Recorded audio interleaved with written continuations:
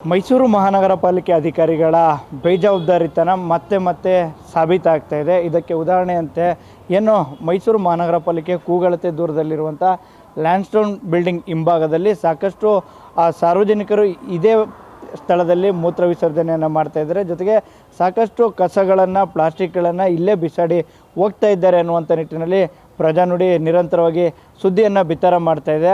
ಆದರೆ ಅಧಿಕಾರಿಗಳು ಈ ಸ್ಥಳದಲ್ಲಿ ಸ್ವಚ್ಛತೆಯನ್ನು ಕಾಪಾಡುವಂಥ ನಿಟ್ಟಿನಲ್ಲಿ ಮತ್ತೆ ಎಡುತ್ತಾ ಇದ್ದಾರೆ.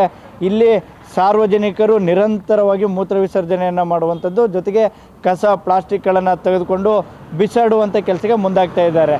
ಇಲ್ಲಿ ಅಧಿಕಾರಿಗಳು ಎಷ್ಟೇ ತಿಳಿ ಹೇಳಿದರೂ ಕೂಡ ಸಾರ್ವಜನಿಕರು ಸಹ ಅಧಿಕಾರಿಗಳ ಮಾತಿಗೆ ಕಿಂಚಿತ್ತು ಬೆಲೆಯನ್ನು ಸಹ ಕೊಡ್ತಾ ಇಲ್ಲ. ಇದರ ಜೊತೆಗೆ ಅಧಿಕಾರಿಗಳು ಸಹ ಈ ಸ್ಥಳವನ್ನು ಸ್ವಚ್ಛವಾಗಿಡುವಂಥ ನಿಟ್ಟಿನಲ್ಲಿ ಪದೇ ವಿಫಲವಾಗ್ತಾ ಇದ್ದಾರೆ.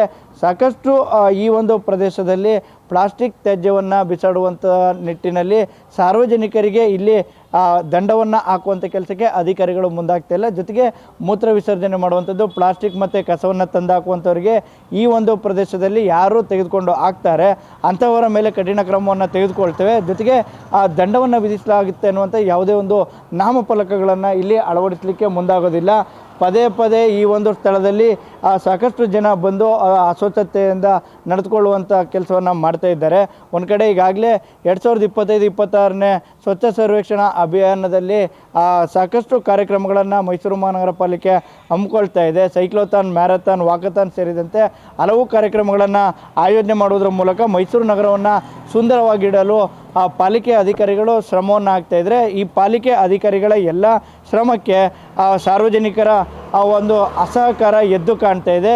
ಇದರ ಜೊತೆಗೆ ಅಧಿಕಾರಿಗಳು ಮತ್ತು ಸಾರ್ವಜನಿಕರು ಇಬ್ಬರು ಸಹ ಈ ಸಹಕಾರ ಇಬ್ಬರ ನಡುವೆ ಒಂದಷ್ಟು ಪರಸ್ಪರ ಸಹಕಾರವನ್ನು ನೀಡಿದ್ದೇ ಆಗಿದ್ದಲ್ಲಿ ನಿಜಕ್ಕೂ ಸಹ ಮೈಸೂರು ಮಹಾನಗರ ಪಾಲಿಕೆಯನ್ನು ಸ್ವಚ್ಛ ಸರ್ವೇಕ್ಷಣಾ ಸಮೀಕ್ಷೆಯಲ್ಲಿ ನಂಬರ್ 1 ಸ್ಥಾನಕ್ಕೆ ತೆಗೆದುಕೊಂಡು ಬರ್ಬೋದು.